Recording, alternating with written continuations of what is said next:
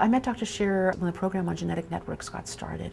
Genetic networks is one of our newer programs. A lot of the leadership is actually based here in Toronto, both at the University of Toronto and the Hospital for Sick Children. Steve Shearer has received enormous recognition and a lot of awards for his research because of its excellence and the impact it's going to have in the world. He received an enormous grant from the Wellcome Trust, which is actually a British organization, funding organization for medical research, and getting recognized by them is a very big deal. He also has just recently received the Premier's Summit Award for Excellence, which will be $5 million for his research for 5 years.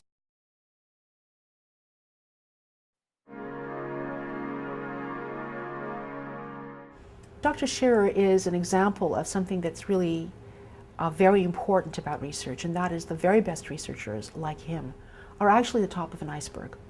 Working with them are other really brilliant researchers, their colleagues, also their postdoctoral students, their graduate students. So for every person like Steve Shearer, there are literally dozens of people, both working with him, being trained by him, being developed by him, creating a whole infrastructure of smart people who will do intelligent things with what they learn. And so for everybody of the caliber of Dr. Shearer, there is a kind of halo effect or ripple effect of both talented people and resources that congregate or gather together to make this an incredible place, both for research and for understanding the impact of research.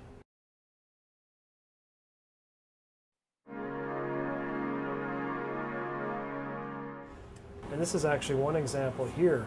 What we do is bring together researchers from across Canada and around the world to answer big, complex questions that require collaborative work from the best researchers in the world. We bring the world to Toronto and build and sustain long-term relationships of excellent researchers from all over Canada and the rest of the world in a consistent and repeated way.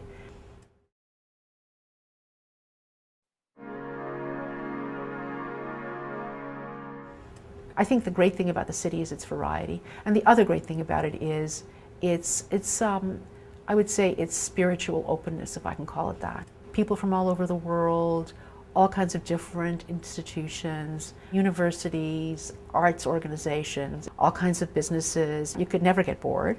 People are very relaxed about how other people choose to live their lives, and together with the variety, this kind of sense of freedom is really wonderful.